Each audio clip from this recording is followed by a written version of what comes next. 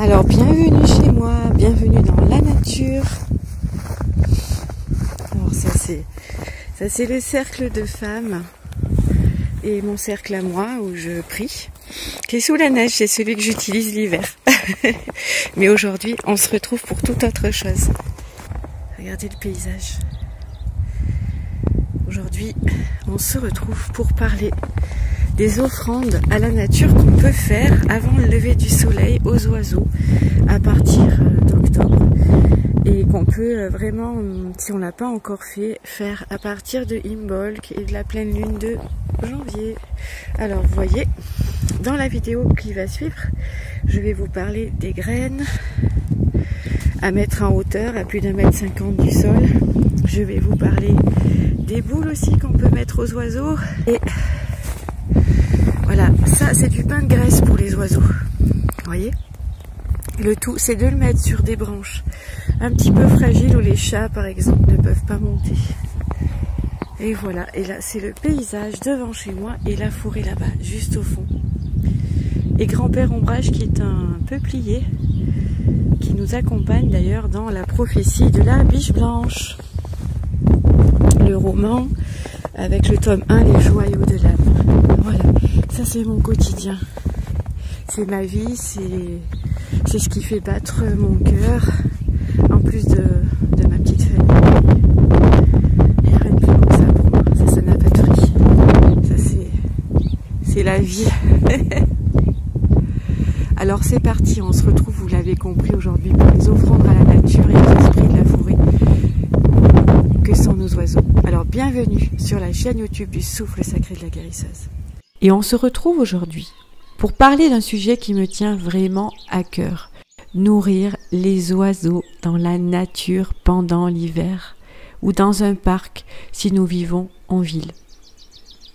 Alors pour ceux qui ne sont pas encore inscrits au Souffle Sacré de la Guérisseuse, sachez que c'est totalement gratuit, qu'il y a de nombreux articles sur le féminin sacré, sur la reconnexion à la nature, sur les sabbats et les esbats, des sourcières ou des sœurcières. Et j'invite autant les hommes et les femmes qui sont touchés par le féminin, le masculin sacré, par les rituels de pleine lune, de nouvelle lune, par ce milieu de la reconnexion à la nature, du respect profond de l'humain, de nous rejoindre dans un réseau social qui est totalement indépendant. C'est-à-dire que vous allez vous retrouver sur un réseau comme les réseaux sociaux qui sont très connus, sauf que là c'est un réseau social totalement indépendant et qui ne regroupe dans la douceur, l'intimité et la bienveillance que les personnes qui ont les mêmes valeurs, le respect de l'humanité, le respect de la nature, avec aucun jugement. C'est le réseau social du non-jugement. Et on a tous en nous un petit guérisseur, une petite guérisseuse qui nous donne envie d'exister, de se reconnecter à la nature, à notre propre nature. Et voilà pourquoi ça m'a vraiment tenu à cœur de créer ce réseau social. Je vous mets le lien en dessous de la vidéo. Et donc je reprends notre sujet autour des oiseaux à nourrir pendant l'hiver, si vraiment vous en sentez l'appel et l'envie. Alors pourquoi je fais cette vidéo maintenant? Parce que plus on commence tôt dans l'hiver à les nourrir, les oiseaux, plus on crée du lien avec eux, plus on peut les observer différentes espèces qui vont venir à vos fenêtres, dans votre jardin, et c'est vraiment une reliance vraiment divine, magnifique, sublime, majestueuse. Il n'y a pas de mots en fait. Et je vous en parle maintenant parce qu'on est en train de préparer sur le réseau social Imbolc, qui est en fait la fête, le sabbat, du retour de la nature, du renouveau, de la nature qui va à nouveau germer, qui va à nouveau s'ouvrir à la vie, renaître. Et à Imbolc, les offrandes dans la nature, par les guérisseurs, les guérisseuses de campagne, depuis des siècles et des siècles, est encore plus importante. Et c'est au lever du soleil que généralement ça se passe. Et moi je le fais juste avant d'amener mes enfants à l'école, parce qu'ils ont école à 8h30. Et avant 8h30, je vais faire mes offrandes dans la nature et je regarde si les mangeoires dans mon jardin ont bien des graines pour les oiseaux, enfin s'il y a de l'eau pour les oiseaux. Puis je m'occupe aussi de mes animaux parce que j'ai un poulailler. Quand vous donnez à manger aux oiseaux sauvages, vous participez à offrir à la nature des graines. Et les graines, c'est la vie qui est condensé et qui attend de renaître. Donc en termes de symbolique, pour honorer le printemps et la nature, offrir des graines aux oiseaux, c'est vraiment puissant.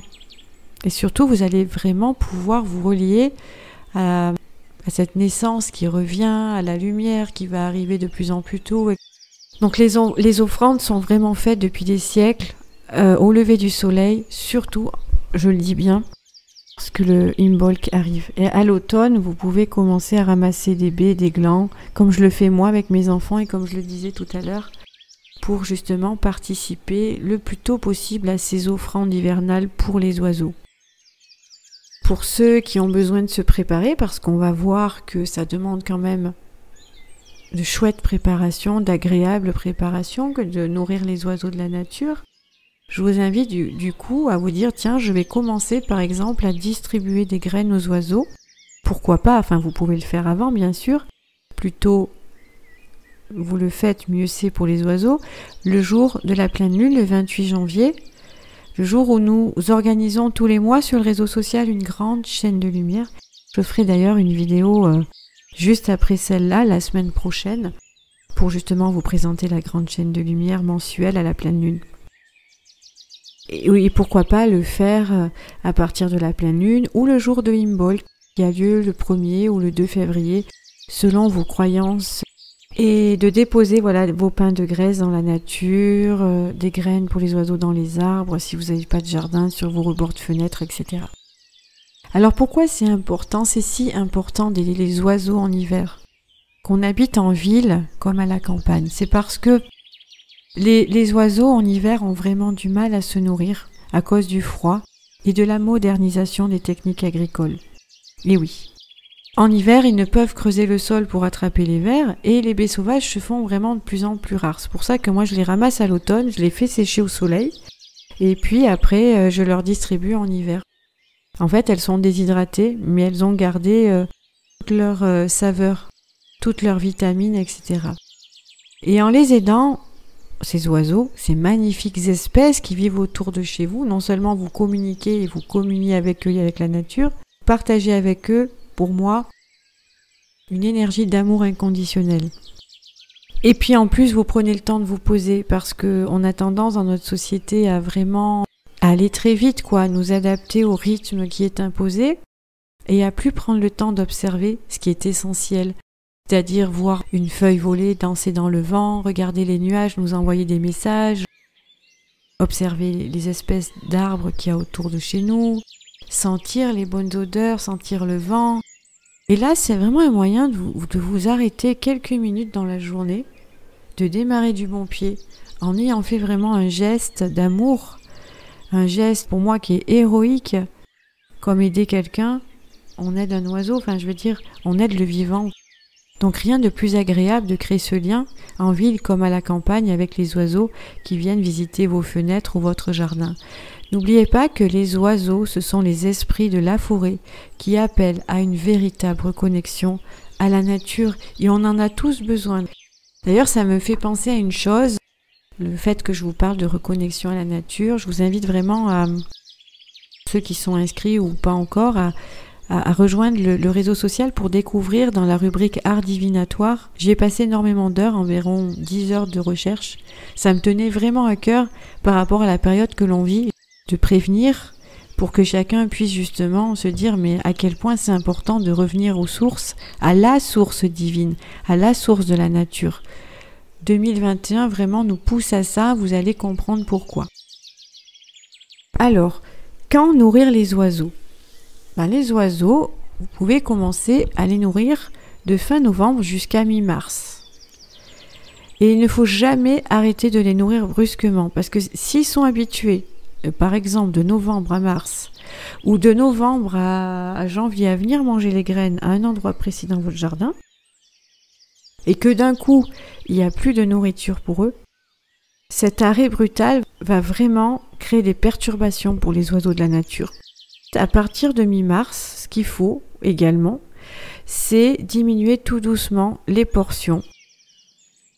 Petit à petit, au rythme de la nature qui renaît, des bourgeons, des fruits, des baies sauvages, vous diminuez vos portions pour justement éviter de blesser l'animal émotionnellement et à d'autres niveaux.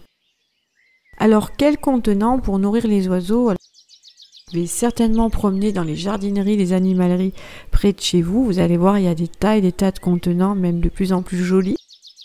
Mais par contre, c'est très important, vraiment, avant de se dire « Waouh, je vais acheter cette mangeoire, vraiment, j'ai un coup de cœur et tout », d'être sûr que cette mangeoire va éviter de mettre les oiseaux en insécurité. Donc généralement, il faut que vos mangeoires, vous puissiez les placer à 1,50 m du sol pour éviter que les prédateurs, comme les chats par exemple, viennent attaquer les oiseaux. On peut acheter de jolies mangeoires dans les jardineries, comme je vous disais, des filets, des mangeoires à plateau, à toiture. Moi, je mets des mangeoires à toiture que je mets dans les arbres, en fait, dans mon jardin. Comme ça, je suis sûre que c'est pas des mangeoires sur pied et qu'il n'y a pas de risque de blessure pour les oiseaux par mes animaux domestiques. On peut aussi fabriquer des mangeoires recyclées. Pour les fabriquer, il vous suffit de prendre des bouteilles d'eau ou des briques de lait, par exemple, et de les ouvrir, de faire un trou et de mettre les graines à l'intérieur. Et là, vous allez rendre heureux vraiment vos oiseaux voisins autour de chez vous. Alors, les mangeoires, il faut penser à les laver avec de l'eau savonneuse et bien les sécher pour éviter les moisissures. Surtout, vous n'utilisez jamais de lingettes ou de choses comme ça qui sont vraiment dangereuses pour les oiseaux et nocives et qui polluent la nature. Donc on n'oublie pas l'abreuvoir, hein. Il faut absolument casser la glace si vous avez une rivière près de chez vous et casser la glace de votre abreuvoir si vous en achetez un et que vous en placez un chez vous. Pareil, on le met en hauteur pour éviter que les chiens ou les chats attaquent les oiseaux.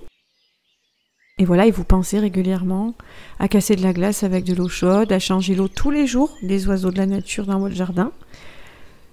C'est très important et l'eau, vous la mettez un peu tiède, comme ça leur apporte un peu de chaleur.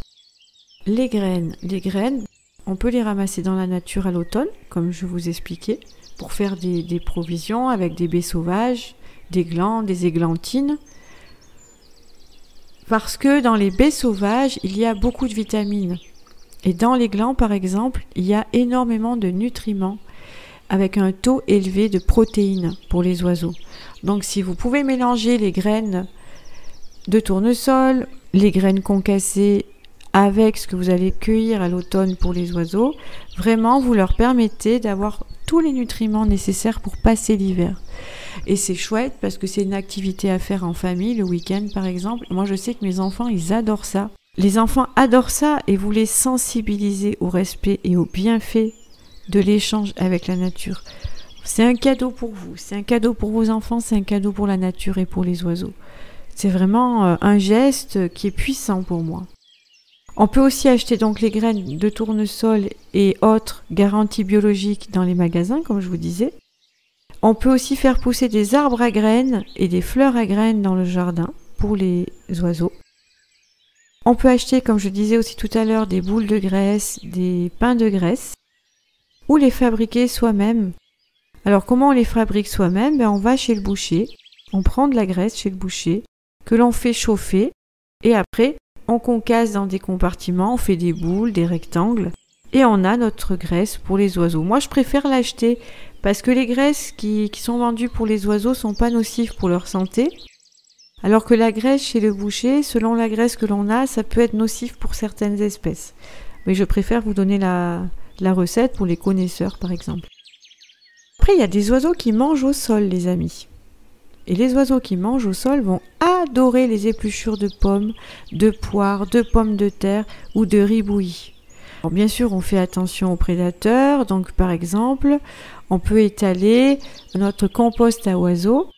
Il faut les protéger des prédateurs. Cherchez un endroit dans votre jardin où vous avez observé que par exemple vos chats ne vont pas souvent.